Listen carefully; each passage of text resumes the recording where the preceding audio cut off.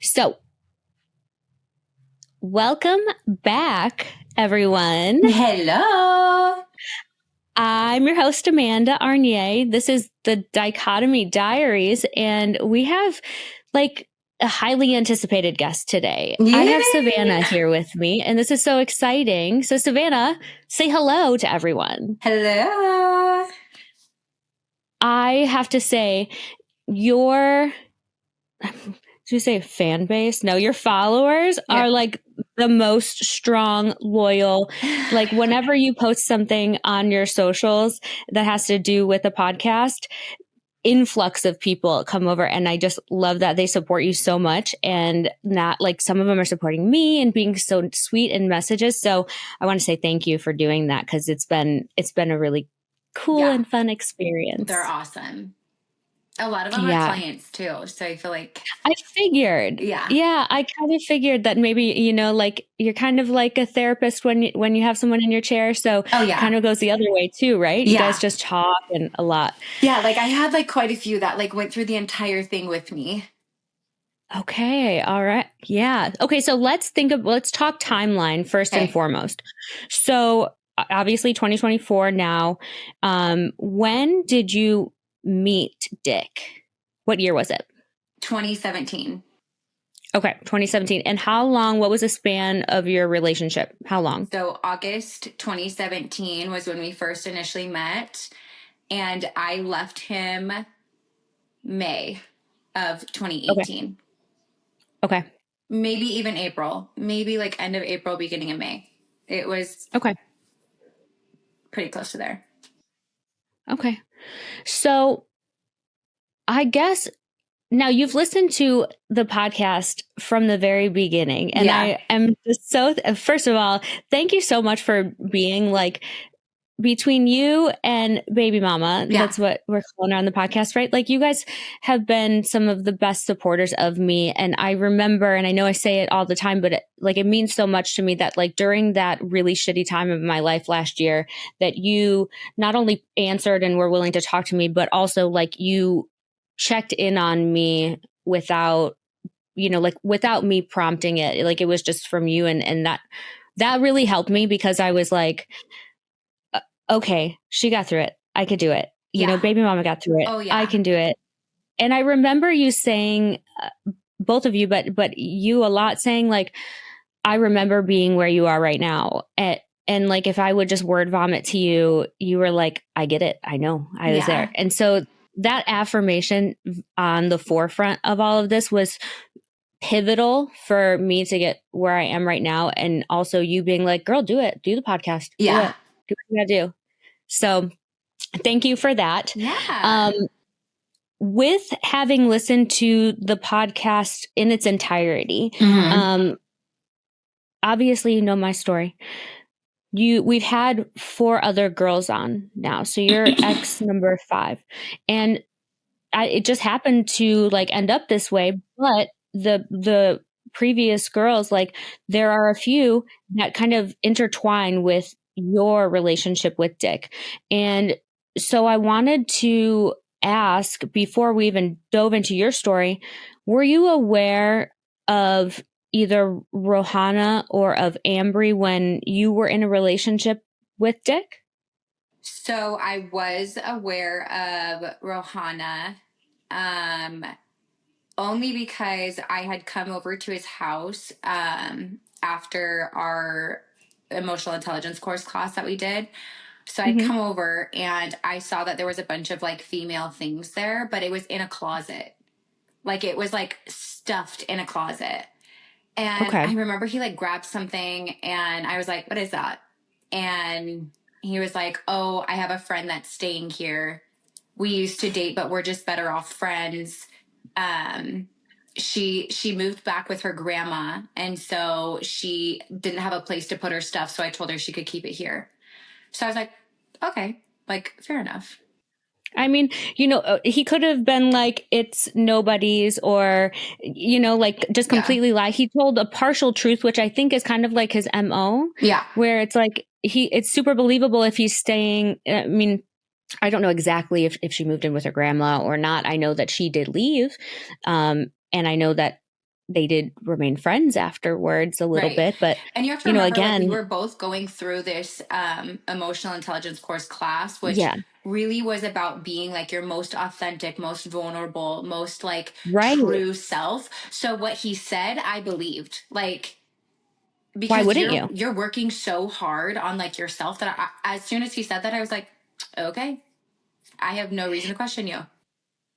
Yeah, that's just so wild to me because I've met a couple people that were in that class, or what would you call it? So it's emotional intelligence. What? It's like it's long. It's not just like a class. It's like a weekend. Yeah, it's like 2 different Okay. weekends. They do have Okay. 3, but I didn't do the very end of it because I didn't like that I felt like I had to get people to do it. Like, I wanted people to do it Yeah. if they wanted to. I didn't want to like try to get people to do it. Mm-hmm. But it's an interesting class. I highly recommend it. I loved it. Mm-hmm. It helped me become like who I am today. I will say that I was really broken Mm-hmm. from like lots of different things, but it's an interesting way of doing things. So it's like when you're in that class, you're very connected with like a lot of different people. Mm-hmm. Interesting. And I mean, it really is supposed to theoretically Correct. teaching you to be a better person and to own everything that you do, and to actually, if I remember looking at some of like the workbooks and stuff that Dick had, really like dive deep into past stuff and like unpack that with the people that were there with you, which Mm-hmm. in turn kind of became like a family. Is that right? Like, do you still keep in contact with any of the people from that? I like keep in contact with them socially, like on social media, but Yeah. I don't like daily talk to them. Okay. Yeah. I remember being in California with Dick. I one time we were there a bunch of times, and he was like, yeah, so and so from that thing that I did, and she's like an aunt to me or something like that, and she lived in San Diego. And so he's like, I'm going to reach out to her. And so we went. He's like, she has a beautiful rich mansion house on the hills, because you know how everything with him is Mm-hmm. about money and Money. status and whatever. Yeah. And so we ended up going over to this woman's house, and she was super, super nice. Met her sister-in-law, who's a listener of the podcast. And I just remember feeling like we were there for like at 2 hours, and we were in the pool, and then it was getting dark, and I'm like, okay, like it's time for us to go now. Like we hadn't gotten a hotel yet. Well, he like had asked to stay there at like this woman's home that we randomly popped in on. And it was very strange because I almost felt like she felt compelled to do it. Yeah. Simply because of being in that course together. Like she kind of understood him more than me. And it was like a really weird like dynamic between that. But so getting back to the girls, right? So Rohana's at home. She's thinking that Dick is her boyfriend, right? That he's going to do all of this stuff to better himself because, he's not a great person. Yeah. And then he meets you. And I think he kind of probably just like turned it off with her. I mean, I don't know what else, but you weren't aware that I he had don't a know because girlfriend. we never really like touched on that situation because I was like, whatever you did in your past, like I don't care about. I have a past, Yeah. but we're like not here to talk about it. It was just Right. like I mean, I just believed him. And Yeah. then Well, she never really came up again. Like she would sometimes here and there, like if I saw that like she was texting him a lot and I was like, why? But yeah. other than that, I was kind of like, okay. I mean, I It's didn't so really honestly interesting. know. It's so interesting that he's given so many opportunities to lead with the truth, especially with people who, if he told you the truth, I'm sure you would have been accepting of it too, especially in that moment. But he chooses to tell half truths or complete Yeah. lies. I Yeah. feel like there's all these opportunities in the world for him to be a better person, and he doesn't take them. Okay, so Totally. that's what happened with Rohana. Okay, and then Ambry was just before you. Did you see? Oh, so I think I only put out part one. Did you see in part one where we discussed you? I'm not sure if we discussed it yet in part one. I did see, yeah, about the night Okay. skid. Yeah. So she was Yeah. just Okay. after me. Yeah, and she had no idea. Yeah. Because I remember us talking, and I remember us talking specifically about Well, he told me that you took his stuff and you ran away and you stole his stuff. And you were like, oh, girl, no, that is not what happened. Yeah, I know. So tell the listeners what in that scenario, like what happened with the whole Ambry and him leaving thing. And then we'll dive into the chronological, just so people are on the same. So, I actually didn't learn about Ambry until I had like gone to look at his social media, and I saw that she had posted that she was at this Knights game. Well, we'll get into it later about how we like got into the same credit card, but he couldn't qualify for a credit card. So I was like, oh, well, obviously the next step is to get a house. You have bad credit. So like, we'll just start building it this way. So I had authorized him as a user on my credit card. And that was where I was like, oh, cool. You took her to the Knights game. Love that for me. Great. Wasn't it the mind you, playoffs? it was like a playoff game. So it was really expensive. Like I'm saying $4,000 on these tickets. $4,000. Yeah. That's like the 101 section. Like that's down by, right down by the west. Yeah. And he took her to a nice dinner beforehand. I think it was at like STK or something. That's so wild. So she said that there was 3 of them that went to the Knights game, that they were like pretending to be like a throuple or something that night. I wonder if he paid for that other girl's ticket too, because I can see him being like, I got it, you know? Yeah. Yeah, I could see him being like that. I don't know. Honestly, I just was like, wow. I mean, $4,000 on hockey tickets. I'm a hockey fan. This guy's not. Also, it pisses me off that the Knights are good because one, it's come on, like Frankenstein team. But like, yeah, he acts like he's like knows everything about hockey now. And it was annoying because like we loved to go to Knights games together. Like we always did that. Yeah. So I was like, wow, interesting. Well, there's so many of those things that I have learned of what I thought was like our thing. It turns out it's just him and whoever he's with at the time's thing. So, okay. So now that we got that off the table, let's dive into the story. First and foremost, when I reached out to you, this is kind of what I always start with all of the girls. When I reached out to you, what were your initial thoughts? So I believe that you reached out to me on my hair account first. And I saw it in my requests, but I like looked at it. And honestly, I had like followed your like journey with him, and I would see like when you would stop posting him or when you would take off like some of your pictures, or you would kind of like say something like insinuating that there was a problem.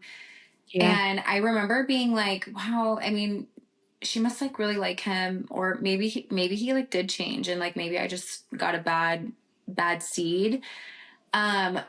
So it was like a big battle in my head. I was like, ooh, do I want to open this like door? Do I not? And so I had actually gone to my husband and I was like, hey, what do you think I should do with this situation? Like, I don't want you to think that I'm opening this door because I care, but I do care about, I'm a girl's girl. So like, I do care about other women. And, he was like, I think that you're a great person to have like as a support person. So I think you should do it. And I was like, okay. So I like left it for a full, like, I think like 2 or 3 days. And then I was like, okay, I'm like ready to talk about it. And I had even called my mom and my dad and I was like, what do you guys think? And they were like, absolutely. I think that you should do it. So, initially I was just like nervous to open that door. Cause I was like, I didn't want people to think that I care. Like I didn't want my loved ones to think that I still cared, but I felt like I was in a better place that I could talk about it without feeling anger or resentment or anything like that. Yeah. And I also, so first of all, like, thanks to your husband, like, right? Because there have been a few people that I have reached out to, that are exes of Dick's, that their partner or whoever is like, no, like just no. And I think that it's amazing that he supports you in supporting others and knows your heart enough to know that like, hey, like she's safe. That's my person. Like, and she wants to help. She like, it's who she is. And so I just thank him so much for being like, yeah, you're all good. Go do your thing, girl. Oh, yeah. But I definitely took into consideration the fact that like every single one of you between baby mama and you and Ambry, like I know all of you guys have lives. Yeah. Like I have like we're all independent people. Yeah. And you have your children and your businesses and everything. And I was like, I didn't want it to be a weight on the shoulders, but I also knew that what I had been told was not true.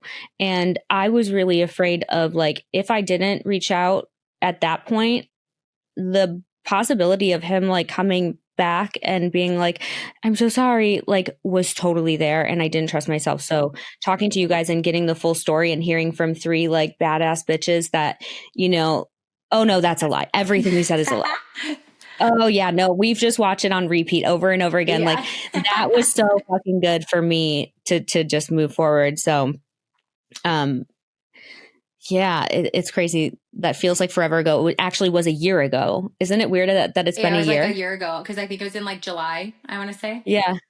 Yeah, it's so freaking crazy. Okay, so Savannah. Yeah. Tell the listeners a little bit about you.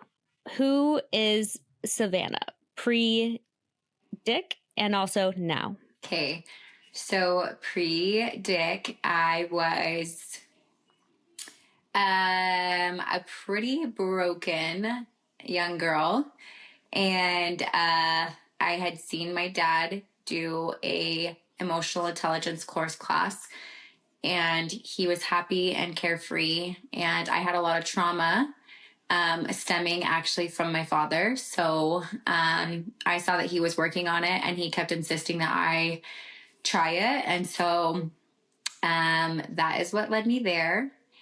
And post Dick, I actually went to the salon that I'm at. I ended up marrying the owner, and that is my husband, Chris. And then together we have 6 kids. I have 3 older stepchildren and then 3 younger little boys. And yeah, I own a hair salon. I am behind the chair like 40 hours a week. And my husband does roofing now. And we just live our best life. That's amazing. So 6 kids in total. Yeah. What's the age span? So I'm 29, almost 30. My husband is older than me. He is 46. Okay. So with that being said, he does have older children. Tizzy is 23. Tage is 19. And Trinity turns 16 next week. And then my oldest is Trip. He's 4. And Trax is 3. And Tread is 1.5. Oh my goodness. And they are literally the most beautiful angels, all of them. Thank you. And I love keeping it with the T's. I have a girlfriend I went to school with, and all of her sister, her mom, they're all L's. And it's always, when I was younger, my grandma used to say, like, she used to be trying to call me, and she'd be like, Tina, Mary, she would say everyone's name before she would say mine. They didn't even start with A. So I can imagine that, like, when you're trying to call one of your sons, that you're like, get over here. I'm just like, you get over here. Oh my God. Now. So where did you grow up?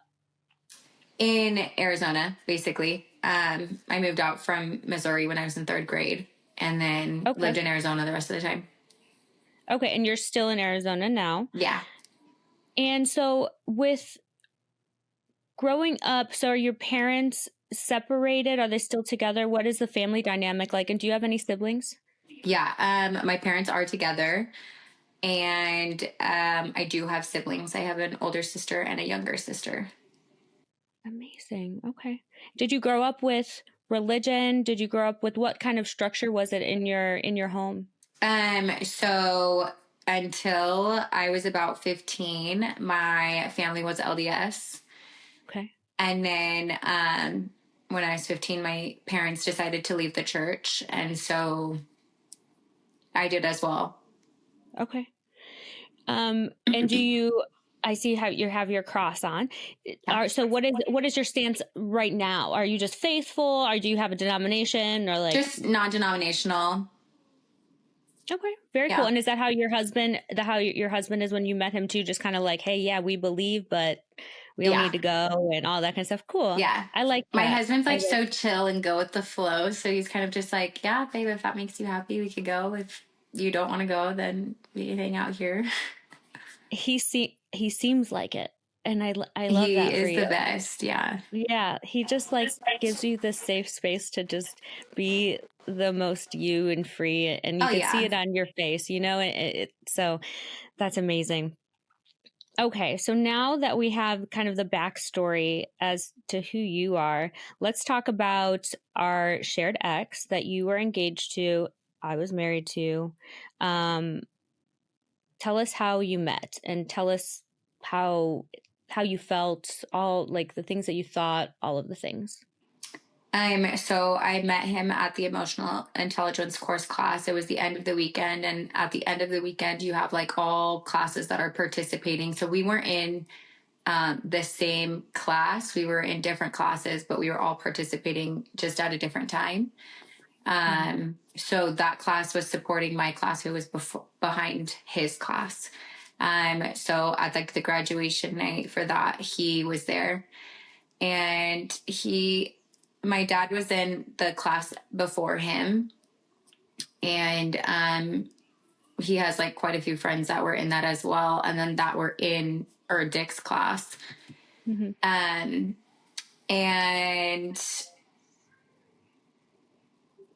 he wrote me on Facebook. We were driving back from Las Vegas that night. My dad had work early in the morning, so we finished the graduation, packed up, left, went home. And I remember like, oh my gosh, Dad, that guy, he like wrote me on Facebook Messenger. And I just looked at it like earlier today because I was trying to get my timeline down. Yeah. And it was like, congratulations, I'm so proud of you. You're beautiful, or something like that. And I was like, thanks. I mean, that's nice. I just don't, why is it just me, or is like messaging someone on Facebook seem like to catch a predator now? Yeah, like I just don't understand because nobody uses it.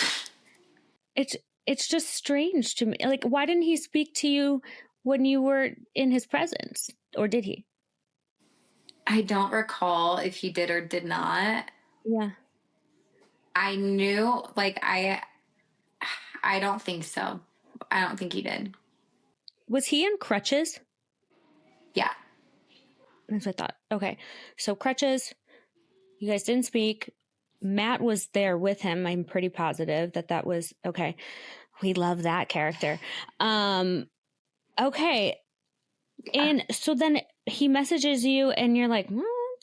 I'm sure your father, from going through that course and knowing how it affected him, he maybe felt like this was a good thing. Absolutely. And so did I, because I was like, wow, you know, like somebody my age, like trying to be better, trying to do something for themselves. Like my dad, you know, my dad really thought highly of the people that were taking the class. And so I valued my dad's opinion a lot. And I was just like, amazing that this guy wanted to like do something. And it was easier to connect because we were going through like basically the same class. Okay. So like there was things you could talk about. Totally. You immediately had conversation and you could talk about how it affected you. And yes. I'm sure in turn talk about past traumas and things like that too. Which, speaking of past traumas, he definitely preyed on those. Yeah. So like hardcore. Tell me how you responded, and then how did that come up in casual conversation as he's trying to get to know you, or vice versa? I mean, it was just like I'm a pretty like authentic person. I will kind of tell anybody my story, because I don't want anybody to ever think that like they're alone. And I do like naturally try to relate to other people. So I was just like, here's who I am, like love me or hate me, take me or leave me. This is my baggage. Like, this is what I come with. This is what I'm working through. And he did the same, but I don't necessarily think that his was the truth. Like, some of his baggage that he told me, I don't believe that like that was actually something that happened. Okay. Do you want to share what that baggage is? Yeah. So, like, for instance, this is just like a crazy one, but, so my dad, he was working through stuff because he was molested as a little boy, and that trauma had carried on through our entire family. Not that we were molested, but like just the trauma from that had carried on and affected my family a lot. And I was rebuilding that relationship with my dad, because it was severed for many years. So Dick had actually said that he was in the process of rebuilding his relationship with his mom because she was an abuser to him. Sexually. Yeah. That's such, I mean, I'm, which is just crazy because when you meet her, she's like the total opposite, like so sweet. It blows my mind that he, like, it doesn't blow my mind. I always say it does, but it doesn't. It would blow my mind if a normal person would do that, but it doesn't shock me that he would literally make something up about himself or about his own mother that is just obviously a blatant lie. I remember when I was talking with Rohana about him being in the program, that she said that he came home one day and that they were maybe like laying in bed or something. They were just having casual conversation. And that he said that he thinks he was molested when he was a child. And that she was like, well, what made you think that? And he said, I don't know. I just feel it. And it's like, I don't know anything about that. Thank goodness. But I feel like unless you have completely blocked it out, that you would maybe know in some capacity. Yeah, or be triggered to like have that experience like come up. I mean, unfortunately, if that did happen to him, I obviously my heart goes out to that. But at the end of the day, like, I don't think that that was his tactic at all. I think his tactic was, she wants to get to know my family and I don't want her close to them because I think that they would tell her the truth, even though we know now that they would not tell you the truth. But which I is don't think that I didn't care to get to know her because of that. Because of that. Okay. That is, look at that coercion manipulation. That's so insane. I will tell you, he wrote, like a manuscript of his life. It literally is titled My Life, that I found in his email. I think I read last summer. Yeah. I think he sent it to me. Yeah. Like, he does not allude to that. No. And so, you know, in that purpose, when he's writing his manuscript to kind of boast about who he is and how he got to be so wonderful, it didn't serve him to put that lie there. Yeah. But it served him in your relationship because there was people he didn't want you to get to know. Yeah. So yeah, that's really interesting. So how did that, like, he just started to share that, or you're open, you're telling him about maybe why you were there, and then he's like, oh, me too? Yes. And so we kind of like had connected on that because I'm an empath. And so like if somebody was to come to me and they were to say something like that, I would try to help them. Like I want them to not feel the pain. And the pain that my dad went through was unbearable. I hated that. Yeah. I mean, I can't even imagine.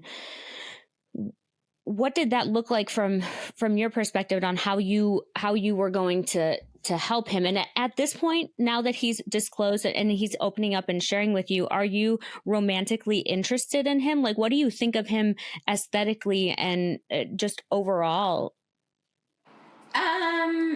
I mean, he was very handsome, but like I did stick to my guns that I was like, I am not doing anything with you until after this amount of time that I've known you. Okay. So romantically, not right away. Okay. And what was the time limit that you set for yourself, which is really good boundaries, by the way? Thanks. I think it was like, I need to at least be speaking to you for 3 months. Okay. Hey, I think that's a good way to go. Did he it was a start. That? It was better than like the one night stands that were prior. So I was like, oh. 100%. Did he respect your boundary or did he try to push it? No, he didn't try to push it. Okay. Did you guys connect on having grown up LDS? Was he actively and outwardly Mormon when you met him? No, he was not actively LDS at all. In fact, we kind of like, I thought that we kind of like understood each other a little bit better because I felt like I had a little bit of like religion trauma from being raised LDS. I mean, just little simple things, but I felt like we were able to like connect on that because he did not align with the LDS church at the time. Yeah, definitely does not align with it. It's real wild to always kind of see how it's different in every single one of his relationships. You know, right? Like for me, it was from the very beginning, my wife is going to be LDS and I'm God-fearing and all of these things. Yeah. That wasn't even me. Like, I mean, I guess I'm faithful. I am, but then again with Joanna too, is like, yeah, but not LDS. It was, he wasn't coming out as Mormon. He was like, I believe in God. And so was she. And like, so that's really crazy to me. Okay. So carry on. I'm sorry. There's just, I'll have little questions. No, you're here. Good. So yeah, I met him in August of 2017. I met him at the graduation. And then the next class is like 2 weekends later. So I was already coming up for that next weekend and he was like, I want to get to know you better. Can I take you on a date? And I was like, yeah, sure. You know, my class ends on this day. Maybe I could stay a day later and we could have a date. And he was like, okay.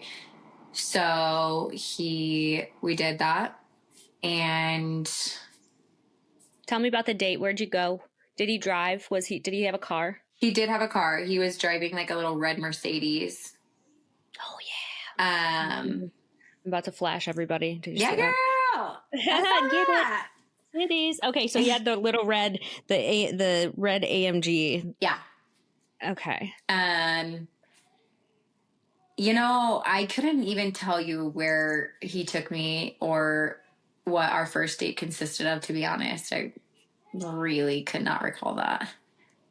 That's okay. It's in the past, and it probably wasn't. If we know Dick, it probably wasn't anything super over the top. So no. All right. What happens next? Oh, do you know where he's living? He's living in Las Vegas, obviously, but do you know, like, does he have his own apartment? Does he like? Okay. Yeah. So he did have his own apartment. I want to say that like he was getting ready to move or he was like looking for another place. I'm trying to remember when. I don't know. It hadn't been too long. So like we met August 2017. By the time it was November of 2018, I told him that the only way I was moving out to Las Vegas was if I had some kind of commitment. And so I think it was November or December, don't quote me on that, but he proposed. And so prior to, like, he would either drive down because you know him, he doesn't fly. Yeah. And actually there was like one time where he drove down and he got arrested. And I had to have my dad drive with me all the way to Wickenburg, right? Yeah. Wickenburg. You know, he still has not paid that. I'm still getting mail about how he has a warrant for that ticket. Not kidding. So they dude. arrested him, and then I had to bail him out, and I didn't have like enough money, so I had my dad go bail him out. And my dad was like, "You make sure that he pays you back, like, he better pay me back, yada yada." And I was like, okay. So I know for sure that he did pay my dad back, but he never ended up paying me back. And so it was January, my lease was up at the current place that I was living. And I was like, I'm either going to resign or like I'm going to move to Las Vegas. And, his normal MO of like, he preyed on the fact that like I have worked every day of my life since the day I was 16. And that I really didn't have anybody to count on prior to reconciling my relationship with my parents. So I was kicked out of my house at 15, almost 16 years old. And I didn't speak to my parents until I was like 18, almost 19. So, it was like a long time that I felt like I was kind of alone in the world. I had a family that took me in, and I still love them so much to this day. But, so he like kind of preyed on that, and he was like, "I don't want you to work anymore. I think that you've had such like a hard time. I want to take care of you. And, you can get your hair license out here. I have a friend who like works at a salon. She can get you the hookup." And I had met her also in the course. Right. And so, I was like, yeah, okay, that works. So I was just waiting for my reciprocity to go through in Las Vegas, but I never really ended up getting that far. Wait, can I pause you just 1 second? Yeah. So from the time that you guys met till you said January of 2018? You guys are talking and it's platonic, or we're dating, and how long were you guys dating, but long distance? I'm pretty sure we were dating like the second weekend that I went up in August. So I would say it was like he came down to Arizona for my birthday, and that was September 8th. So, and we were dating by then. And did he do any of obviously you just mentioned that he was like, okay, I don't want you to work. So right there, he's starting to like paint this picture of this perfect life that you'll be living when you pack your bags and move to Las Vegas. But what did he see for you guys in the future? And how did you know that like you could say, I'll move there if there's a commitment? Because that seems like a big statement to make, unless there's already been prior conversations about it. Yeah, there was definitely prior conversations about it, because I mean, it was like as soon as September hit, he was like, "I just want you to be here. I hate spending so much time away from you. Like this would be so much easier if we were together, and I can't move to Arizona because, as we all know, he was on probation. So when I met him, he was like very, very seriously like on probation, had to have check-ins every other week, and Wait, really? Yeah. He had to go to the parole office when he was with you? Yeah. And if he wanted to go out of town, he had to we had to go down there together, like to the parole office, and go in and ask his officer if he's allowed to leave the state. Okay, that's wild, because so Rohanna didn't mention that at all. And is this because of the Joanna thing, the felony? Yeah. How did he bring that up? That story was so different. Yeah, tell me about that.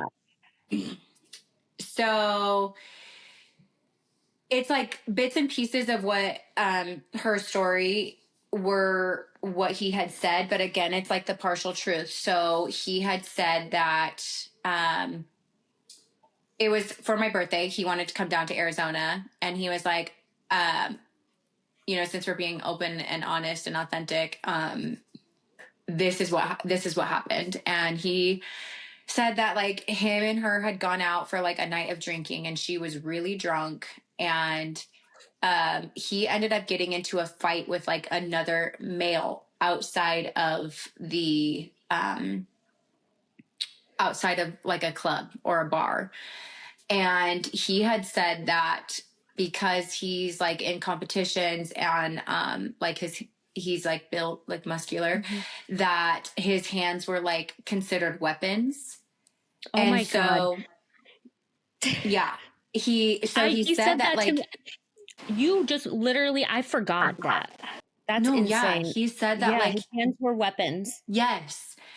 And so he's like, because I remember specifically, like, what? Like, your hands are weapons? He's like, yeah, like, a lot of people insure body parts. Like, Carrie Underwood insures her legs because that woman has amazing legs. Like, he was, like, saying this. And so I was like, oh, okay. I mean, I'm not gonna lie. When I get drunk, I fight people like ain't nobody's business, especially when I was younger. So I wasn't, like, I had no room to judge. And honestly, I'm not really big, like, judgy person anyway. So I was just like, well, that sucks. Like, so he said he got into like this fight with this guy and she was like being crazy and like scratching him. And so long story short, he was like, her mom works in law enforcement. And, I had gone back to our place and she wouldn't let me have my things. So I like got in there, whatever. He's like lied about the whole thing. He said that he had gotten in there, that she was like acting crazy, trying to like get him not to leave, but he needed to leave because he wasn't like about that life. Um, and that like she ended up calling like the cops and that her mom works in like the system. And so the judge was like her mom's friend. And so he got like the hardest judge in Las Vegas and he got the hardest sentence all for that one night. And he didn't mention literally the strangulation. Like he's never said he put his hands on him. No, I didn't find that out until like after. Yeah. There's so many pieces of it that I'm just like, what the like, because the story for me, it was like she's screaming because it's kind of very similar to your story, what he told you. But then she was screaming and I thought that he said that he was on probation or something and that he couldn't have the cops come, so that he wanted to like, shut her up essentially. And that she said that it was strangulation or something. But then, come to find out, literally squeezed her fucking face until her teeth and gums bled, which that I only found out through this whole process. Yeah. And I'm like, holy shit. Yeah. Because this is a story that his mother will like back him on. Everybody who knows him, if you ask them, they will say that his story is the truth. Yeah. And that's like very, very scary. The whole like tap out thing, like, yeah. Whew. And I know that there were prior altercations with his ex-wife, baby mama, too. What was your understanding of that situation, of his relationship with his ex, and then also his daughter? Because that seems to be a huge point of contention for it almost like sets the table for how he acts up front with his every single girl, and then also kind of fades away. So what did that look like in your relationship? Yeah, so I didn't know about his daughter right away. I found out about her like later after looking on his Facebook. I had seen that he had a few posts with her and I was like, who is this? And he was like, oh, that's my daughter. Like my ex-wife is crazy. And we had talked about him being married before, and he painted her out to be like while she was pregnant, like she was a prostitute, and he found out that she was like selling herself. And so he was like wanting a better life for his daughter. So he decided that, I said, it makes me sick because I like did he ever tell you that like he had opened up she had left her laptop open, and he went in there and he saw that she was, because again, listeners, this is not true. This is Dick's version. And actually the funny thing is It was the other way around, but yeah. But that she was like planning escorting visits, dates, whatever, like the day after she gave birth. And so what he said was, how he made it seem more realistic was that, and how could she not know that she couldn't have sex right after she gave birth? You know, like he was like the smart one in the situation. I'm like, oh my gosh, this is wild. Yeah, and they didn't, I mean, props to her, because she still handled him pretty well. Like, looking back, she was not degrading to him. So I remember I had looked at her social media when he had told me about her. And I think it was like on Twitter or something. And I remember her saying like some tweet, like, tell me why I just saw my ex-husband with a brunette haired girl here last week, and this week he's with some blonde, or I don't know. It was something like that. And I was like, wait, what? Cause I didn't go to the gym to work out ever. Like, working out was not my MO ever. So, which is also interesting because it wasn't every my thing. Girl prior has always been like in the gym. Yeah, no, not I. Yeah, he like chastised me and made me feel horrible about that. It's like, you put your hooks and claws and teeth into me, bro. Like, okay.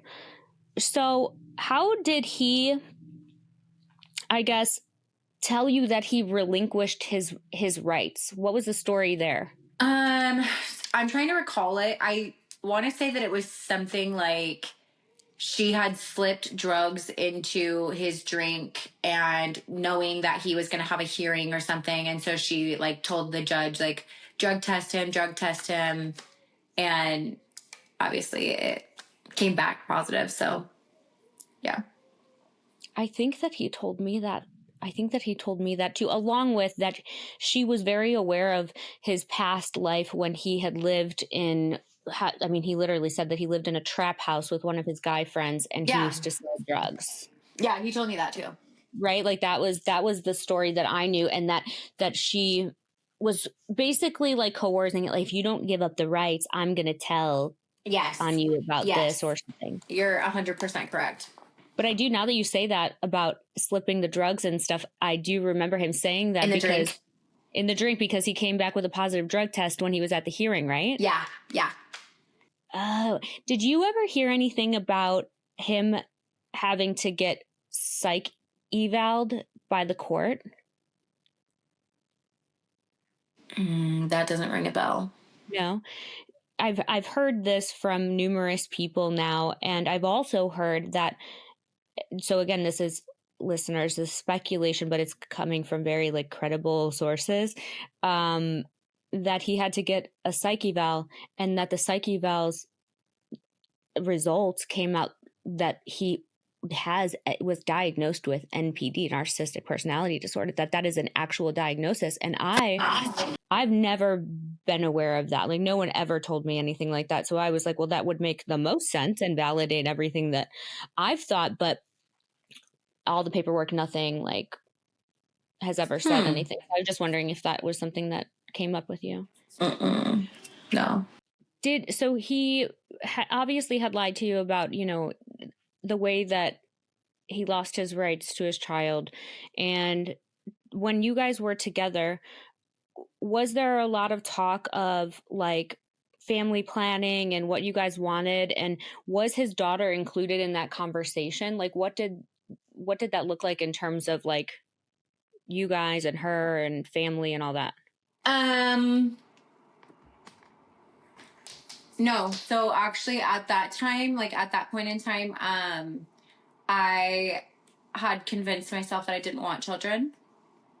And so I was like, yeah, I'm good. I had dated like other men previously that had children. And so I was always like, I'm good. I'll just be like a stepmom. Yeah. But I didn't like necessarily want to have like a child. That wasn't like in my plan with him. And so was he trying at some point to get his daughter back when you guys were together? So I think he was, but not like actively, like not how it was with you. She was very nice, and she like let him take her a couple times. So like we would spend the day together, and we did do like, I think it was like seriously maybe twice. And it honestly ended up being like just me hanging out with her, and him saying he has to like go to a meeting or whatever. Because so why I thought he was so stable was that he had told me like prior to Choice Center, he was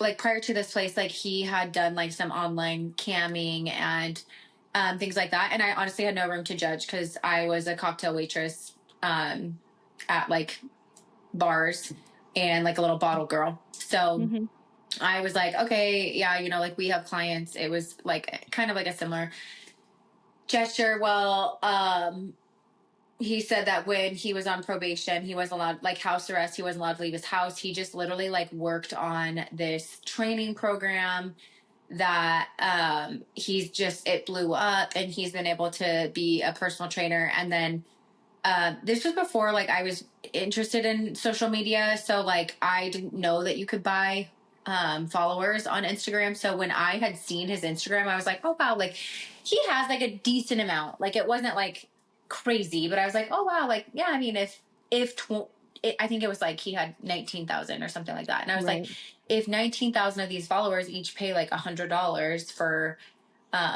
personal training every month, like he was saying that he was making around like 20,000 a month. And I was like, oh, okay. Like no big deal. I don't know. That's really good. Yeah. 20,000 a month is like money that you're good on 20,000 a month as one person. Especially a single person with like no other bills. I mean, right. Yeah. And also to back up a little bit, good on like the fact that he told you about the camming and all of that stuff. And did you know the extent of it? Did you ever do like did you ever research him more than just looking at followers, or just like no Google searches, nothing like that? Okay. Why? I guess because I had done that class and I was like, I'm going to take what he says. It just never really, like, I was like, if he's being open and honest with me, then like, why do I need to second guess him? Right. If he's telling me about stuff that normally someone would think is like, ooh, red flag, no. And like, there couldn't be more, or he wouldn't leave out like, okay. So that's similar too. Also being a waitress in a bar and, you know, jerking off online are totally different. So, you know, you're not in that category at all. No. You know, like, and I respect you so much for being like, I understand, because that's like so fucking sweet of you, but very, very different. Like, yeah, I mean, I was like doing bottle service, so you do have like clients and things like that that you do like entertain. But you're not. But it wasn't like I wasn't like going out and sleeping with these like random people. I was just a bottle service girl. So okay, but but in my mind, I was like, well, he's not doing really like. I was like, well, in my mind, I was like, he's not really doing anything like much different, because it's like they're just online. Like it's just not like he's actually like meeting up with them, right? Like in my mind, that's what I was thinking. So. Okay, so he's saying that he's doing the personal training, that he's working on this personal training. He worked on it. He actually stole it from somebody in Scottsdale, which is crazy, and plagiarized it. And he would send the same personal training schedule to all the clients. Every person. Did he ever provide you with that personal training program that kind of was the template one that he sends to everyone? No. Okay. He sent it to me, and he's like, I made this special for you. It's custom, because he made me give him all of my my weight and my measurements. And it was very, very like, I didn't even want him to ever pick me up, because I was like, I don't want him to know how heavy I am. And like, I would suck it in front of him all the time when we first met. But he like pushed me to give him like a number, and that was terribly embarrassing. Yeah. Like so, but then I got the plan that he said that he spent so many hours on doing, and it literally in there was like, for like, he did not take out the part that was like, for a male 25 to 27 with this BMI. It was like, it was for a man. And I'm like, I didn't call him out on it though. Cause I was just like, I didn't call him out on it. I know. I think that there's just a lot of those things where I'm like, it was a kind gesture, like just making excuses. But so as far as like, he told you these things that you believed to be true about his stability with like finances and income and stuff like that and perceivably how it looked, did it look like he had money, like on social media, like how he dressed, how he acted, like the things that he did? Oh yeah. Just kind of like, in what way, I guess, for the listeners? I mean, I guess it just didn't seem like he didn't have money. Okay. He was just like very custom like suited out and like all about name brands and stuff back then? No, not No? really. Like not custom suited. In fact, he would like talk shit about people that like had like designer bags because he was like, who does that? Like who spends that much money on it? That's so stupid. Like I could go out and buy 5 of them, but I don't because that's literally ridiculous. Oh my God, he's so crazy. Yeah. So maybe because was he actively only wearing his own label at this time? No. He was Not wearing yet? like at the course, he would always wear like just like a suit and tie. Not a suit, but like a dress shirt and pants. When did his business, his clothing brand come into play?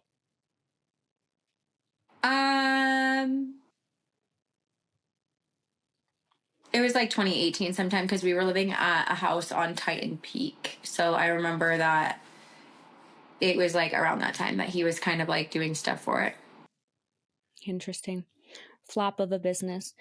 We were just talking about the shirts and stuff yesterday, which I think is funny because like I have so many of them and they're just so like cheap quality. And like if I'm doing something where like I'm gonna get dirty and the shirt could get ruined, I'm like, oh yeah, I'm gonna throw that one. Yeah, I'm gonna wear that. Yeah. Yeah. So let's kind of go back. So you're still, because you haven't yet, I guess, in the narrative moved to Las Vegas or like accepted because we got lost in the sauce there. But so tell me about that. Like, how did that come to be? So my lease was ending here in Arizona, and I just basically told him like I have to have some kind of commitment before I like go out there. And I mean, seriously, like since the day that we had met, he was like, he would say the same old, like, as soon as you walked in the room, I felt like I had known you my entire life. And it's like, this was so coincidental that we were supposed to be here. And I just like had fallen for it. I mean, who doesn't? Like, you're just It's like, everything wow, that you these want to things hear. sound so nice. Yeah. So, I mean, like, seriously, like, I want to say in September, because I was looking and like in my screenshots, I had him in my phone as husband, and I remember he specifically like changed his name to husband in my phone. And I was like, to me, I was like, oh, that's so cute. Like, why would I not? Yeah, like, it feels safe. Yeah. And it feels like almost like this. What he told me was that like I feel like a weight is lifted off my shoulders because I've spent so long looking, and I know right now that I don't ever have to look anymore. Yeah. And that's literally like what he would say. I'm like, so he was just like, I mean, it got down to like October. I do remember this very vividly because it was October. It was around my mom's birthday, which her birthday is the 28th. And he was like, I just want you to move out here right now. Let's go down to the courthouse and like, let's just get married. And I was like, my family, like they have to be here. Like, that's not going to work. And he was like, we'll just get our marriage license and then we'll do like the actual ceremony and yada yada yada. And I'm like, dumb. Like, I know nothing about getting married. I didn't know like the precautions that you had to have, like literally anything. And so I remember like sending a picture to my mom and dad and being like, what I'm going to do. And my dad called me and was like, Savannah Kate, so help me God, if you do that, I will be so mad at you. And I'm like, man, I've taken all these steps to like finally have a relationship with my dad again. And like now it's not happening. And so I was just like, okay. So we did end up getting like a certificate or something, but it didn't count because there was no like judge or there was no witnesses or anything. Like nobody said I do or anything like that. I was like, I still need a ring. Wait, so was it you got a a marriage license? Yeah, I think so. But not like you went to the courthouse and stood in front of somebody and they did. No, Okay. it was like a social security office. Okay, so you got like the license to wed. So, you know, like the thing that you sign when you actually do get married. Yes. Okay. Yes. Okay. And yeah, so talk about you needing a ring and all the extravagantness of that. Yeah, so I was just like, I need a ring. And he was like, whatever you want. Like, let's go pick it out, whatever you want. And I was like, okay. So I had actually this just came back to me. So we went to Kay's Jewelers, and I was like, I like them, but I don't know. I didn't love any of them. Mm-hmm. And he had like talked to my dad a little bit about it, and my dad was like, oh, you know, you should go design a ring. And I was like, okay. So we came down to Arizona to design a ring. And we were supposed to go. We never ended up going. And he just like sent pictures to the guy of the ring that I think that I had wanted. And he was like, okay. And then he like sent it back and he was like, okay. I think I had done like, I want to say it was like a 2-carat diamond. And I was like, and he's like, I'll give you like a good deal. I think the total was like 14,000. And Dick was like, yeah, that's no problem. Go ahead. It was $14,000. And I was like, okay. So he bought it. Did fast forward. What? Did he buy it like outright? No.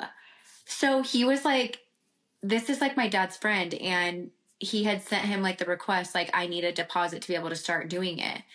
And Dick did not send the deposit. So he was like, you know what? Like, let's just do a smaller ring for now. I want to save money for a house and like all of these other things. So I was like, okay, that's fine. Mm-hmm. So I ended up choosing one from Kay's that I didn't love. So the whole ordeal, hey, anything you want, let's go to Arizona, never blow off your dad's friend. People going through like, I don't know, like hoops to help him. And then he just decides that he's just going to get you one from Kay's that you had already been like disappointed with essentially. Yeah. Oh my God. Yeah. Okay. So then I knew that he had gotten it in October. I knew he had gotten it. He like had paid for it right there. So I did know that he got the ring. Mm-hmm. And it was, girl, I honestly can't even remember if it was November or December. I want to say it was maybe late November, early December, whenever he proposed. Mm-hmm.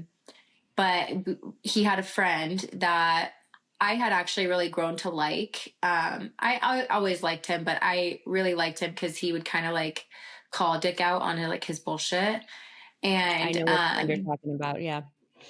Yeah. And Dick didn't really like that, but I kind of enjoyed it. Mm-hmm. He really like, this friend was very nice and generous and like really kind of like Dick would like use and abuse him for like what he had, I guess. So he was a single male making really good money at Caesars, and he was the design construction management of the Link, that big circular, what is that called? Ferris wheel. Yeah, the Ferris wheel thing. What is it called though? Doesn't it have a name? Like I don't remember. The high roller. The high roller. Sky yeah, roller? You have to pay. You can drink it. Yeah, yes, that whole thing. Yes. Yeah. Okay. So he had told me we were going to go to a concert. I got ready. I kind of felt like something was weird, but I was kind of like, maybe he's going to do it. Maybe he's not. And I actually looked for the video on YouTube and I don't know where it went. I know that it used to be on there, but I don't know where it went. It's actually it's on his Facebook. Oh, it's on his Facebook? Okay. Yeah. Oh, okay. Well, I don't know. I haven't watched it in forever, but he had this like, he had me blindfolded and we walked to the high roller, went on the high roller. He professed his love for me. And then he like, we were walking like down like the street and he like, these people like started jumping out and it was like a little like kind of a flash mob, but it was just like a bunch of like my friends and they were like all dancing and they had music playing and then he proposed to me like on that little like strip area. And I really thought like in your mind as a little girl you're always like I'm gonna cry, like this will be the best moment ever, and like I didn't cry at all. I actually was like, I mean, yeah, like I said yes, but I wasn't like in my heart I was like, I don't know. So can I say, okay, so I think that I had seen the video. I did so much research on him and so did my friends before, like, I mean, anything really got serious. And I remember that was one of the videos that I had seen. And it felt weird for me to see that as someone that he was like professing his love to at the time, because I'm like, why is this still up, you know? But then also I was like, oh, this is the bar. For me, this was like, okay, this is the bar is set. And so, you know, the expectation for me was that it would be equal to or above that, right?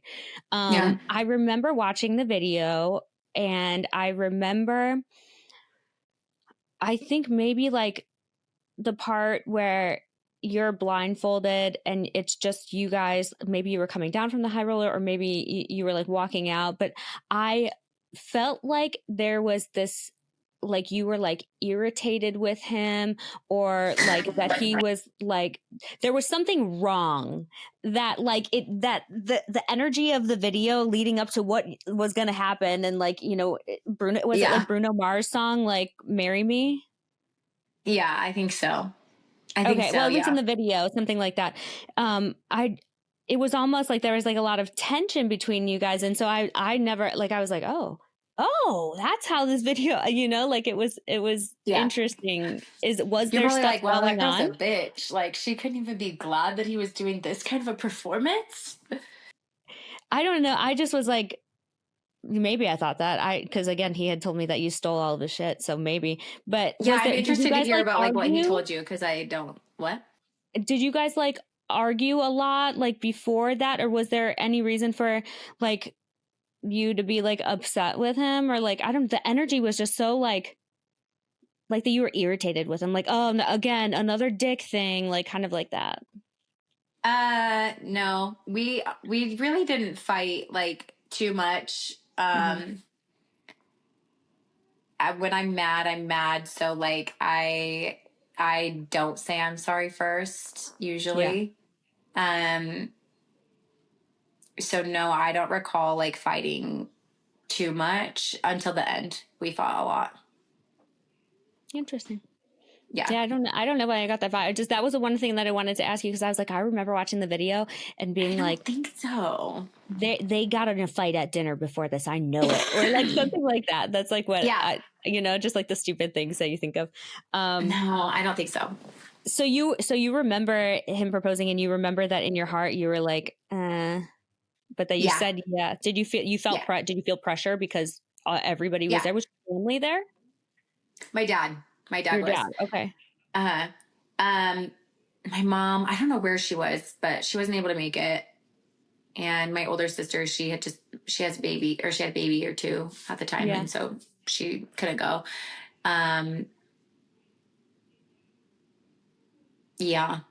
No. I'm trying to think if there was any other friends there. I know that I had told him like I wanted like my best friends to be there, but they weren't there. And I think like I can't remember why, but there was an excuse why.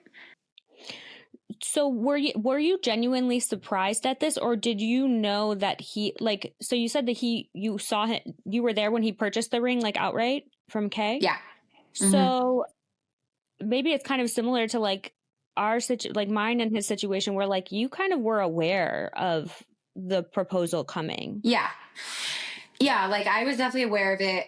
Like I knew that it was going to happen. It had to happen before a certain time. He was running out of time because I was not like re-signing my lease. And so in order for me to go out there, he had to have some type of something. Okay, and that makes sense. Yeah. So now you're engaged. Yeah. And the next step is moving then, right? Yep. So at that class we had met somebody. She was actually in my class. I still talk to her to this day. She actually was a client of Dick's.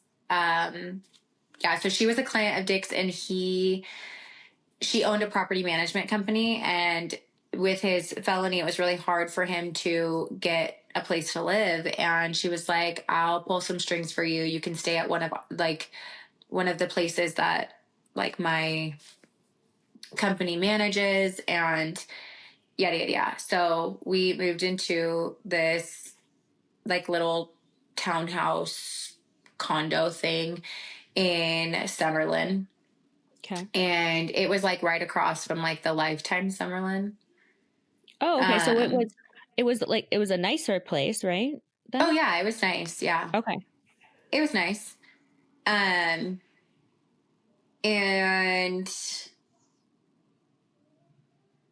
that was where like when I first moved in, it was fine. And I remember you saying like in past episodes that like he would always be like, you need to eat like this or this or this. But Yeah. there was this place in Las Vegas called Skinny Fats. Yes, he loves And it. It's his favorite. yeah, but we would go there all the time because he would eat more healthy, and I Yes. like refused to do that. Like I'm like, no, that's not me. I don't care for that. I'm not eating that. That's so wild because every single time So before we lived there, when we would yeah, come in from Phoenix, he would be like, I want to get some food. And I was like, okay, like, what do you want to get? You want to get nugs or like, are we yeah. Like what are we doing? like, let's just eat fast food. I eat whatever. Yeah, And he'd be like, I have the perfect place because you can eat how you want and I can eat how I want. yeah, yeah. So we ate there a lot. And there was actually like another restaurant that we would go to over there. It was like somewhere where I'm gonna sound so stupid right now because I can't remember his name, but it's that like guy that he like maybe killed somebody, like Uh, he- what's his Wait, like a name? celebrity or one of Dick's friends? Yes, like a celebrity. Like OJ Simpson? OJ Simpson. Oh, I was like, Yeah. wait, I'm like, who lives out there that OJ Simpson? Okay. It was a restaurant, his restaurant? I don't think it was his restaurant, but he went there a lot. And so because he would go there a lot, obviously Dick was like, I need to go there. I need to go there. We need to go there. And there was like a couple times where he was there and I was like, oh my gosh, I'm eating food in the same like room as a murderer. Like I'm stressing. But And here's Dick like, ooh, I really want to brush shoulders with him and get to know him. yeah. Oh God. Yeah. So that was interesting. And of course we went with this one friend that was like, yeah, I really liked him. And it was like looking back, he always paid for every meal. And Dick would always be like, I'll Venmo you or I'll Zelle you. And I never worried about it because like every man that I had dated had always like paid the bill. Like, Yeah. I don't know.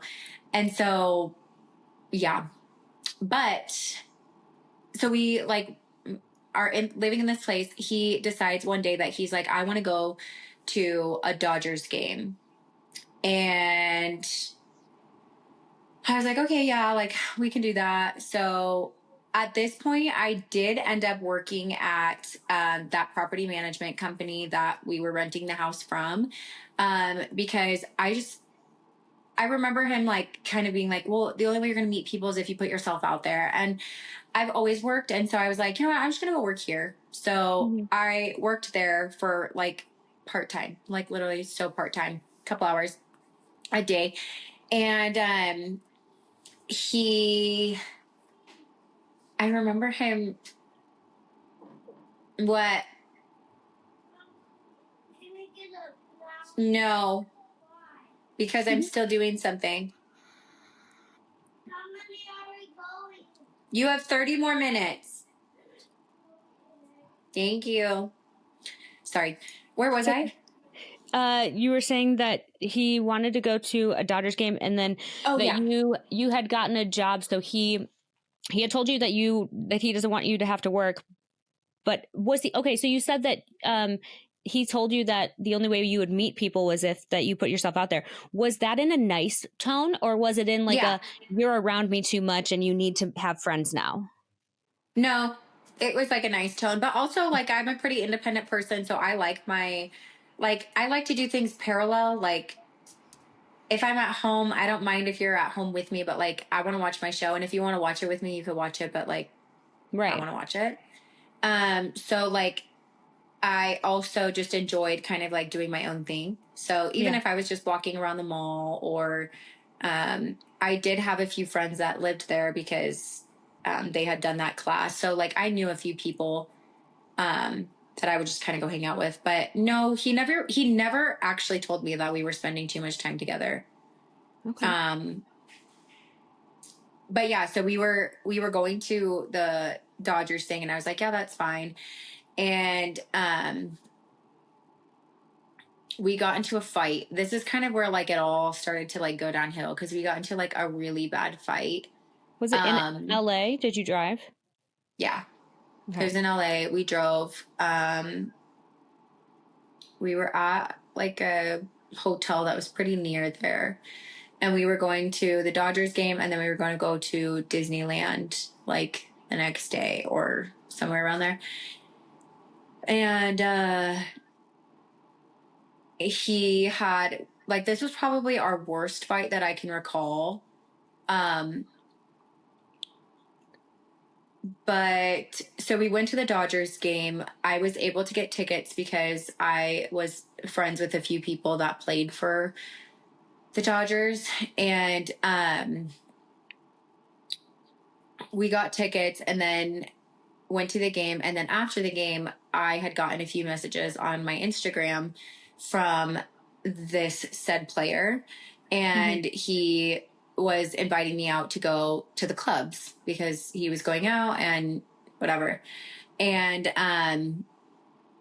I had said, like, I had asked where he was going. Well, obviously, I would intend that I would bring the person that I was with.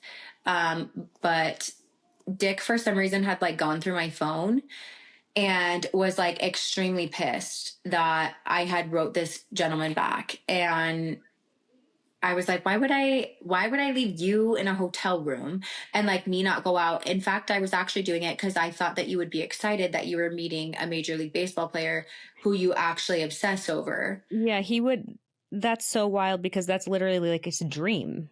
Yeah. So I thought like I was doing something nice, like putting my neck out there, like maybe in a little bit of an awkward situation. Cause like this guy and I used to hang out, and like now I'm bringing my now fiance to like go meet you at the club. So like I was putting my neck out there. Like I don't know. I thought I was like trying to make him happy.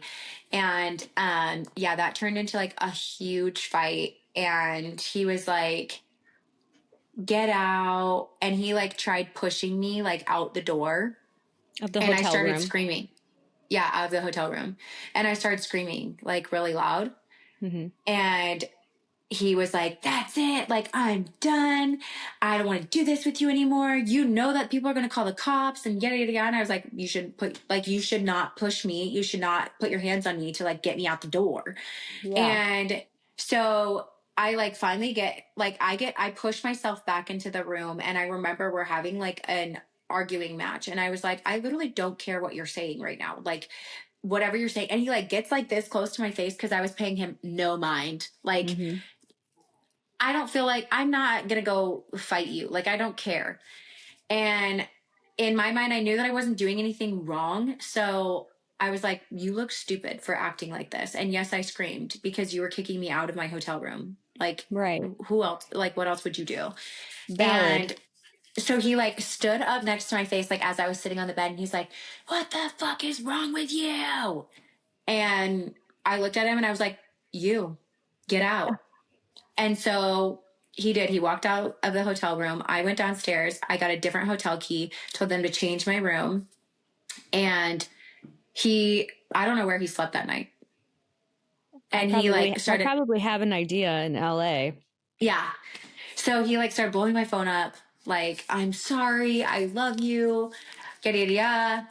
And once I get like to that point of like being so upset with somebody, it takes me a long time to forgive you. Like I do hold a grudge. So like, he was like trying to take me to Disneyland. I'm like, no, I'm not going. And he's like, I've already paid for the tickets. And I was like, don't care, I'm not going. He Good for drove you. there. Yeah. He drove there, and we did drive back like together because I tried to find a flight, but they were like too expensive. So I was like, well, whatever. So we went back, and he was like on his best behavior for like a solid, probably like 2-3 weeks. And then he did start doing like weird things. Like, I worked at the management company. So like I was seeing when stuff wasn't being paid. Oh. And I would be like, hey, like, where is this? And again, he shared his location. And I do remember him being at gas stations for a really long time, but I justified it. Like, I didn't know that there was gambling at gas stations. And so until I moved there, and like I had been there for like a month or two, because I don't go inside of the gas station to pay for my gas. I do it at the gas pump. So I thought maybe he was like on a phone call and he was, taking a long time. The car. I don't know. In the car. Like, yeah, like I just was like, whatever. And he would like leave the house often, and like go do like different things. Like he would be in like different places, but he wasn't there for long, or he would be like at the gym. Was he at the gym for multiple hours when he went? No. It was a short gym trip and then back. What other like weird locations would you notice that he was at? He was literally either at the gym, the gas station, or Matt's house. Oh, okay. Yeah, that makes sense. Yeah. Was there any other, like, before you started seeing things maybe weren't getting paid, or that he was gambling at the gas station, was there any other signs of like maybe like hiding his phone from you, or like texts that you saw, or just anything that would like raise like a flag for you?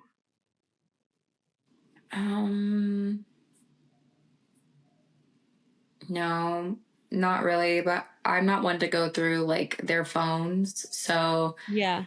But he never really gave me like a reason to make me feel like he was being like hiding something on his phone, because he always had his phone like face up. Yeah. Well, that's and then, different. Yeah. And then like towards the end, like he had said he had started lying about like where he was going. This was probably like in the last month of us being together. So he was like having a hard time like paying rent and things like that. And I was just like, hey, listen, like, so we got engaged in December, I want to say, and then I moved out there in January. In February, we had started looking at wedding venues.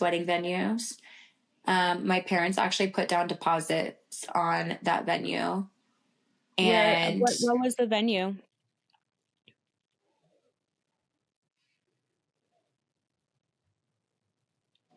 I want to say it was called The Knot. Maybe. Like the magazine? I don't know. I don't know. They put a deposit down, so they spent their money. Was the understanding that were your parents going to fund your wedding per like tradition? Because like he made his relationship, like he made it sound like his parents would never give him a dime, even though they have like all this money and yada yada yada. But like they treat him like crap and don't favor him. So Did you meet them at this point? Yeah, I had met them. Somebody had passed away in his family. I don't remember who, but somebody had passed away. We went to a funeral, and I remember it was when his brother was just starting to date, I think, the person that he's with now. Yeah. So I met her briefly, and I remember like, I don't remember when this was, but we did go to like a World Series Dodgers game with his dad.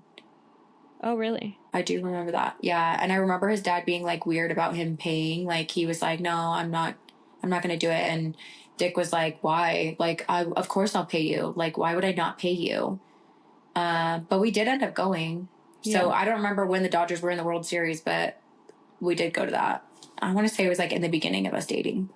Okay, yeah, I remember him saying that he took his dad to the World Series. Like that was something he always wanted to be able to do, and he was in a position to be able to do that, and all yada yada yada. Okay. No, his dad definitely paid for it. Oh my God. Okay. Yeah. What is your tell me about his dad. How does dad act towards him in front of you, and how did his dad act towards you? And then also touch on like mother too. Um, I didn't recall like anything super weird about his dad. Um, I just thought he was kind of a man of like few words. So when he spoke, it was like you listened. Um, but they didn't really have like too much conversation. It was a lot of like Dick having conversation, but it wasn't necessarily like his dad playing into that. Like his Um, father, would you say that this is something his father actually said. Would you say that when Dick was around his dad, that it was like Dick unloading about himself and his life and the positive things that are happening in his life, almost in an attempt to like have his yeah. dad feel proud or something, but also concurrently at the same time that his dad was never really outwardly interested or asked about things, right? Yeah, as far as like his relationship with his dad went, it seemed like his dad was just kind of a man of few words. Did that bother you? I mean, I know that now at this point in the story, you're having you're rebuilding the relationship with your father, and is it good at this time? You would say? Yeah. Okay. Did it bother you that the person that you were engaged to and going to marry theoretically that their family life wasn't great? Like I always felt like, man, I really want like a father-in-law and a Yeah. mother-in-law, and I want the sister-in-law, and you know what I mean? Like I wanted that Yeah. family because his family is so large that I was like, oh Yeah. my God, this is fantastic. Did it bother you that he had a poor relationship with them? Yeah, it did. But it was also like he was trying to have a relationship, and I guess I just kind of thought like, well, they don't live in town, so I can see why they don't see each other all the time. Yeah. Um, but I do remember his mom actually did come down one point to help me wedding plan a little bit. And I do remember that. she's a really good party planner. Yeah. She loves the weddings and she loves the parties. She's truly like one of the best entertainers that I've, Yeah. and that's from me, like being a certified wedding planner and all that shit. I'm like, this Yeah. lady knows Oh yeah. what's up. Yeah. Did you have a good relationship with her? What were your initial thoughts of his mom and how did she treat you? Um, she was extremely nice. I don't think that there was anything alarming that I I just didn't, I kept her at like an arm's length because of what he had told me. I can only imagine that I that can't. would be strange, like having that in the back of your mind while this woman who is extremely outwardly friendly and also extremely religious too, Uh-huh. that Yeah. you would like be thinking, yeah, like that's wild. Okay, Yeah, it was go ahead. No, I'm sorry, I didn't mean to interrupt. no, you're good. It was fine. I mean, I was trying to remember like I did actually reach out to his stepmom. Oh, okay. Stepmom? Yeah. Um at one point, and I was like, "Hey, I'm trying to figure out our plans for Thanksgiving.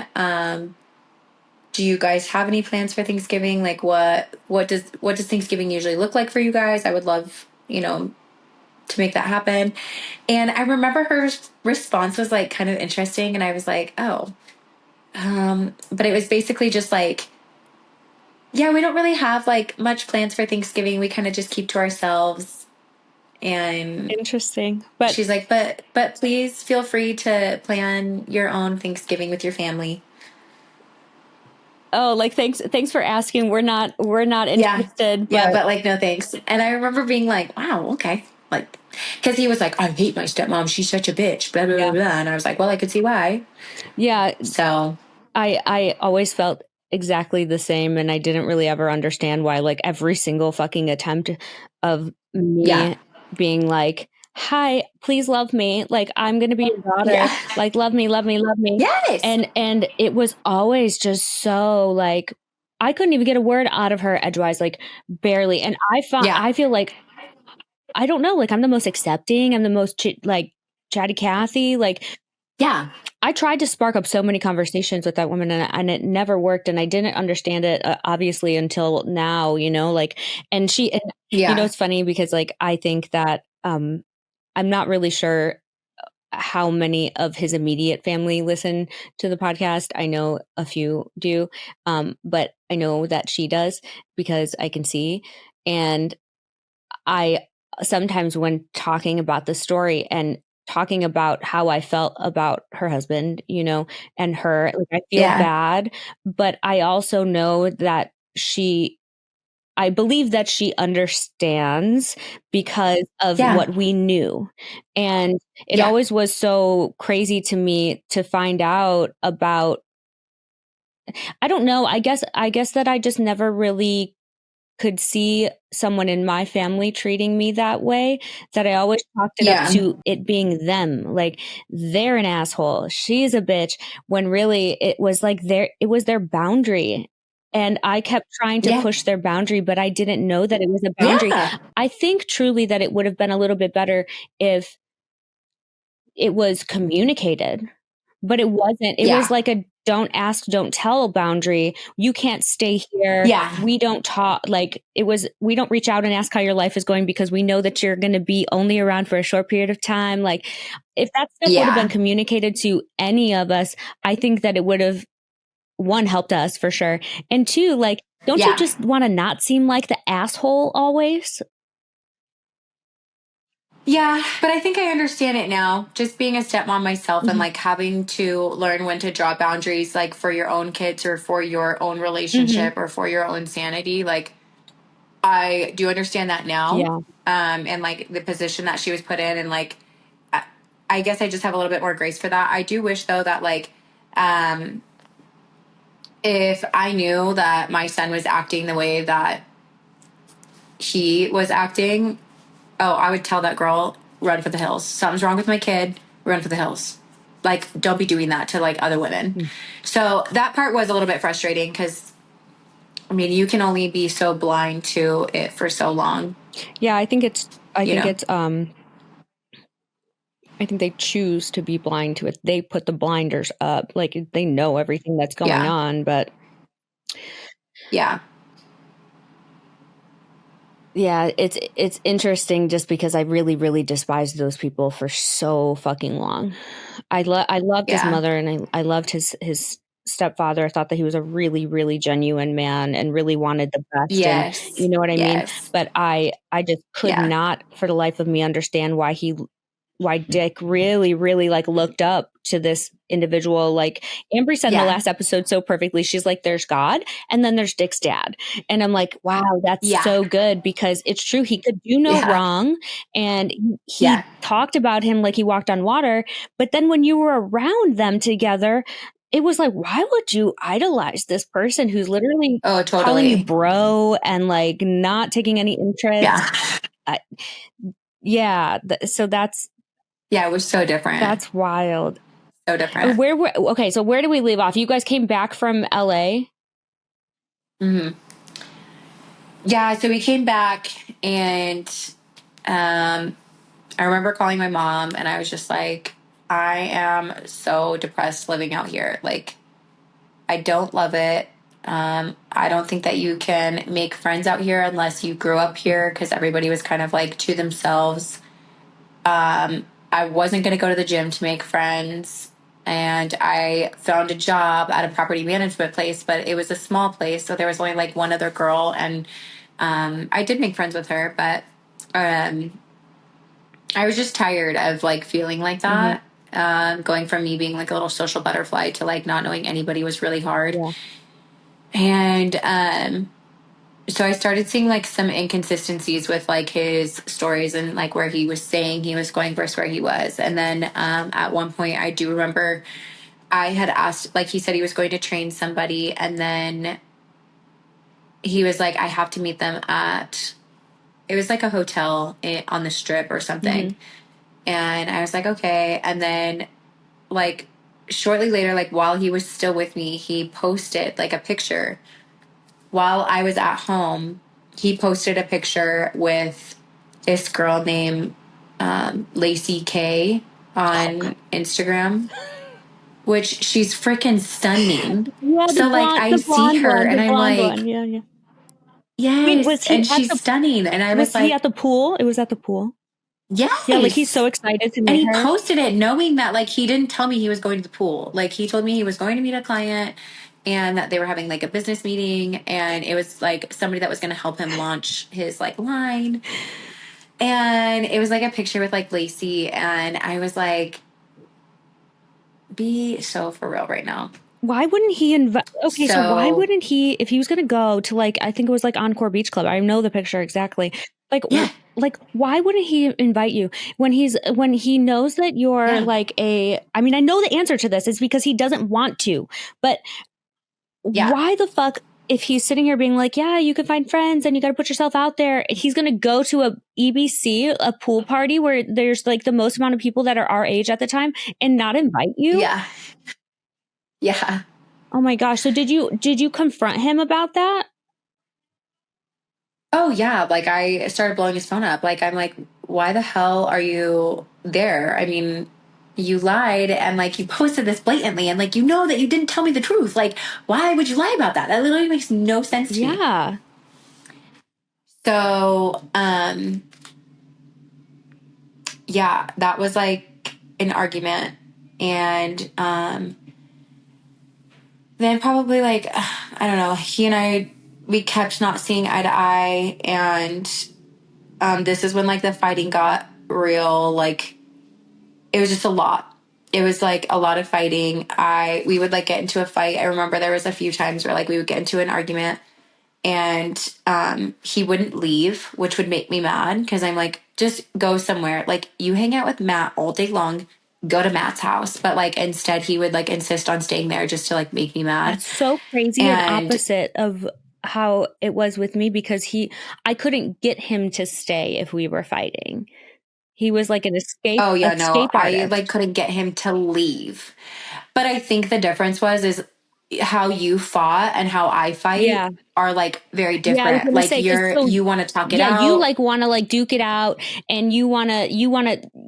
Okay, Yeah. so you're like actively engaging in the argument when I'm like trying to diffuse right from the very beginning because that's just No, yeah, I'm like actively engaging in the argument, but I also will be like I will just ignore you.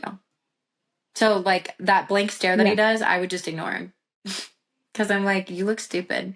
I started I remember being telling him like, that are he you looked well? stupid. I think I used to at the end I was so like verbally abusive to him, but in like victim, I forget what they call it. You know, Yeah, like when they push you so hard and then you just lose it. yeah, And then they're like, haha, see, you're crazy. I would, yeah, I yeah, would get there quite often, but that blank stare, yeah, it's crazy because everybody talks about it. And it's like, it's typical. Like, when would he blank stare you? Because like, it's different. Me and you are very different in the way that we communicate. yeah. So was it when you were trying to like get answers or talk Uh nicely? huh. It was the answers. Okay. It was when I was trying to get answers for something that he didn't want to talk about, like when it was something to do with finances. Ugh.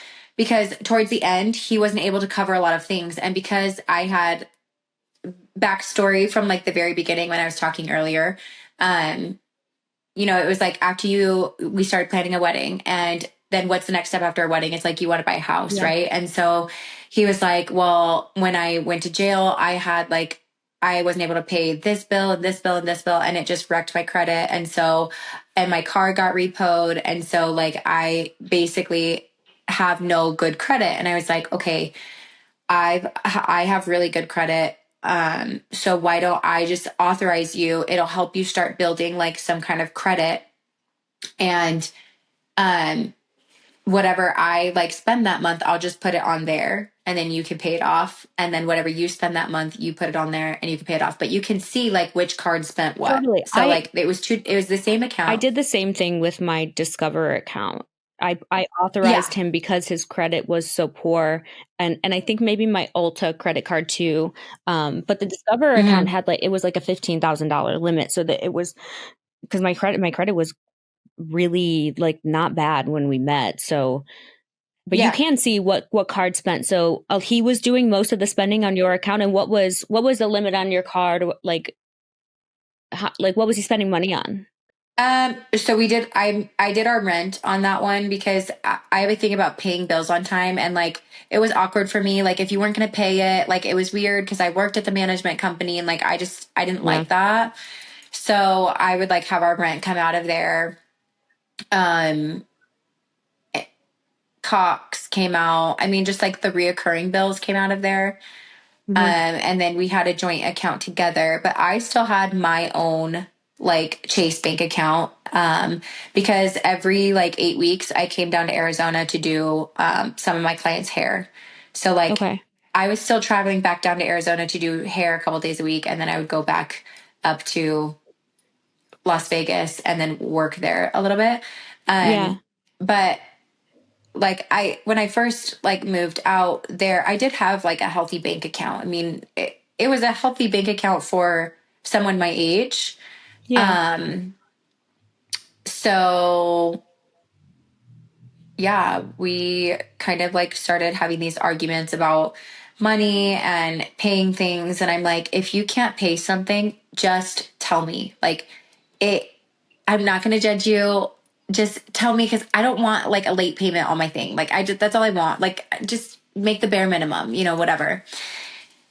And so, yeah, we had started arguing about that. And like when we went and opened up a bank account together, um, I had just done like the same passwords for everything. So like my password was always the same for until now, because now I know that like you should not have the same password for everything, but I didn't know that Yeah. then.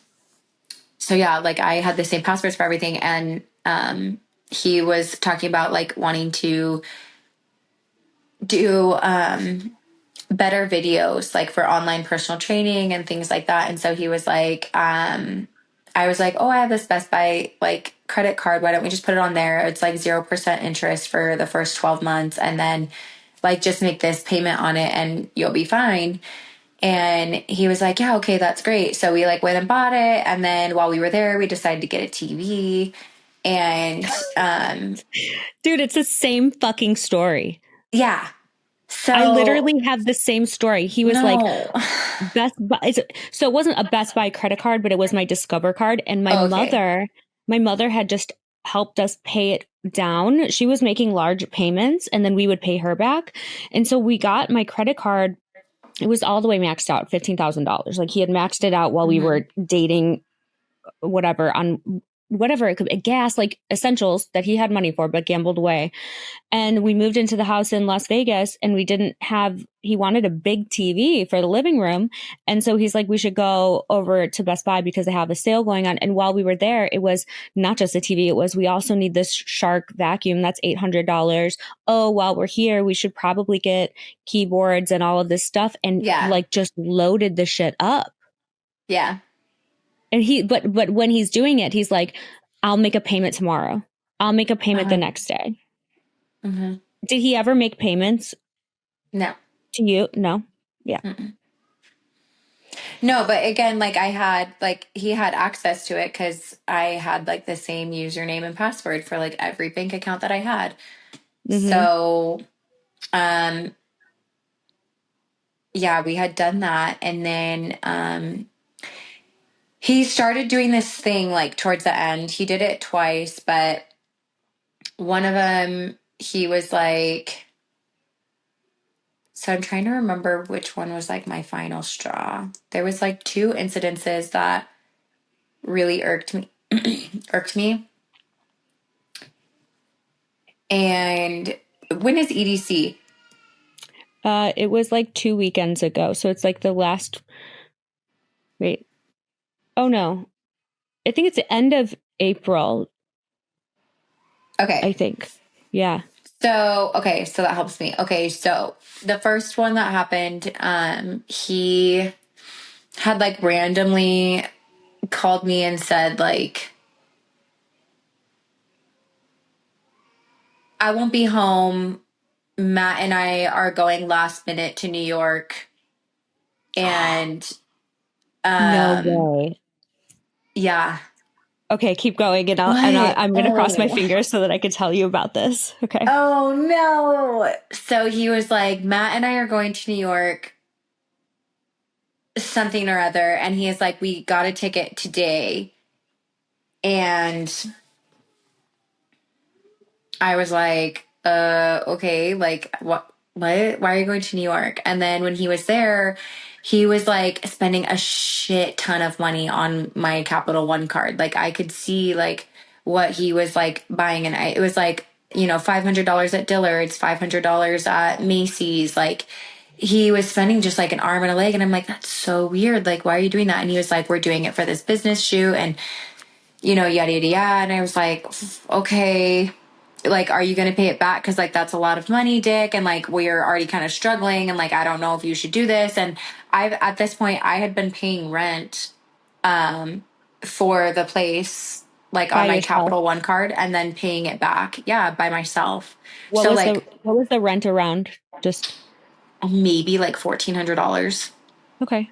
But it's still a lot for just you, and you're working part-time. Well, yeah, I But was working part-time. And so I was like dipping into my savings account often because yeah. like I'm also pretty independent. So like I don't want, like if I wanted to go, if it was a necessity, I had him pay for, like I had put it on the Capital One card. If it was not a necessity, like I wanted to go shopping, that was on my own money, like my own dime, right? Like, well, the money that I was making, I was just putting it into my savings account, and I was building us a savings account. And that was the plan, was that whatever money I was making, it was going to go straight to our savings account so that when we are able to get a house, we can afford to get new furniture and get this and get that. And so that was how we had it set up. Like he was going to pay the necessity bills for us to live, and I was going to save everything that I made and put it in another account.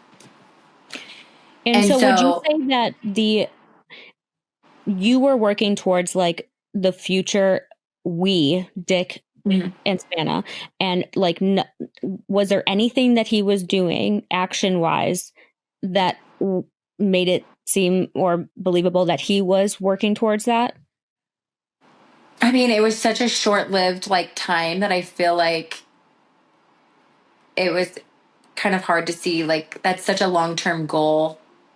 Yeah, I mean, but so what I mean, like, was he did his words not align with his actions like all of the time? So like if he was saying I'm going to pay this back, he wouldn't pay it back. He was saying he was gonna he was also going to add a lot of the stuff he would say to me was like, you save this, I'll match it. Or yes. because you needed my credit to be able to buy the house, right? So I was actively basically trying to be two people, saving and being the responsible one, but also at the same time, I'm watching him gamble and all of these actions that are not congruent with somebody who is supposed to be paying for the bills, let alone extra for savings.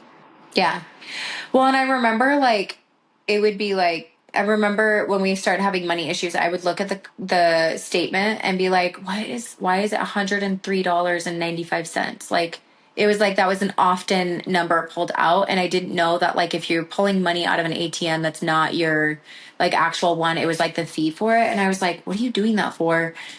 And so it was then that I found out that he had a gambling problem. And then he was like, you know, you don't deserve this. Like, I'm such a POS. I'm working on it, and I've been doing so good since the class. And then I got really stressed out, and I started doing it. And I was like, okay, you're being honest. Like, I'm sorry. I'm trying to understand like how gambling can be an addiction. I don't understand it right now, but like, I'll try. And I remember calling my parents and being like, how is this an addiction?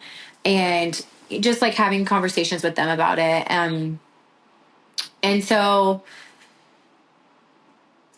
yeah, so that was a time he went to New York, and when Do you he want me to came tell you about back. New York? Yeah, what happened? It's not